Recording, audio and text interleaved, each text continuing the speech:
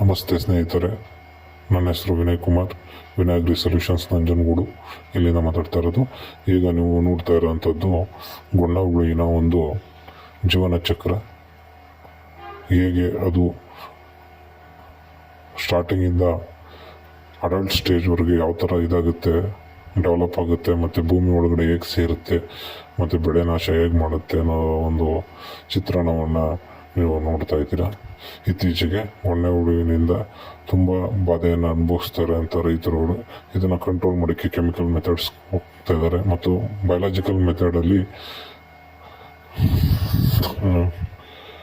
ವರ್ಟಿಸಿಲಿಯಮು ಮತ್ತು EPN technology, ಮೆಟರೈಜಿಯಮು ಮುಂತಾದ ಜೈವಿಕ ಕೀಟನಾಶಕಗಳಿಂದ ಅಳವಡಿಸ್ತಿದ್ದಾರೆ.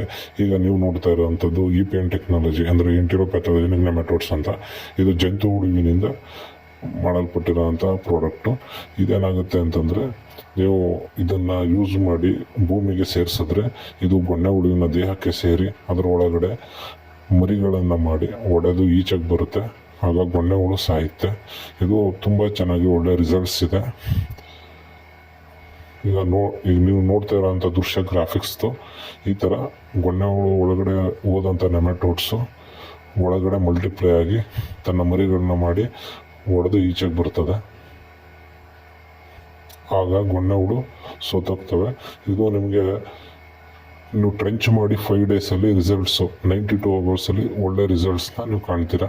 ಈಗ ನೋಡ್ತಿದ್ದು ನೀವು ಗ್ರಾಫಿಕ್ಸು, ಅದೇ ಇದು ಈಗ ನೋಡ್ತಾ ಇರೋವಂಥದ್ದು ಮೈಕ್ರೋಸ್ಕೋಪಿಕ್ ವಿಷನ್ ಅಂದರೆ ಸೂಕ್ಷ್ಮದರ್ಶಕದಿಂದ ತೆಗೆದಿರೋಂಥದ್ದು.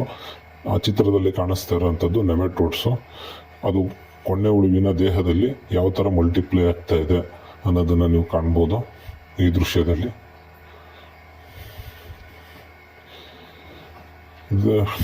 ಈ ಟೆಕ್ನಾಲಜಿನ ತುಂಬ ಕಂಪ್ನಿಗಳು ತಯಾರು ಮಾಡ್ತಾ ಇದ್ದಾವೆ. ಅದರಲ್ಲಿ ಪ್ರಿಯಾನ್ಸ್ ಬಯೋಟೆಕ್ ಕೂಡ ಒಂದು. ಇದರ ಬ್ರ್ಯಾಂಡ್ ಬಂದು ಗ್ರಬ್ಬ್ಯಾನ್ ಅಂತ. ಇದನ್ನು ಯಾವ ಥರ ಯೂಸ್ ಮಾಡೋದು ಅಂತಂದರೆ, ಒಂದು ಡ್ರಮ್ಗೆ 200 ಲೀಟರ್ ನೀರಿಗೆ 1 kg ಗ್ರಬ್ಬ್ಯಾನು 2 kg ಬೆಲ್ಲ ಹಾಕಿ 3 ದಿವಸ ಫರ್ಮೆಂಟೇಷನ್ ಮಾಡಿ ಅದನ್ನು ಡ್ರಿಪ್ ಮುಖಾಂತರ ನಿಮ್ಮ ಹೊಲಕ್ಕೆ ಹಾಯಿಸಿದರೆ ಅದು ಗೊಣ್ಣೆ ಹುಳುವಿನ ದೇಹಕ್ಕೆ ಸೇರಿಕೊಂಡು ಮಲ್ಟಿಪ್ಲೈ ಆಗಿ ಈ ಥರ ಗೊಣ್ಣೆ ಹುಳು ಸಾಯುತ್ತೆ. ಇದು ನಿಮಗೆ ವಿತಿನ್ 92 ಅವರ್ಸ್ ಅಂದರೆ 5 ಡೇಸಲ್ಲಿ ರಿಸಲ್ಟ್ ಬರುತ್ತೆ, ಮತ್ತು ಗಿಡನೂ ಡೆವಲಪ್ ಆಗುತ್ತೆ.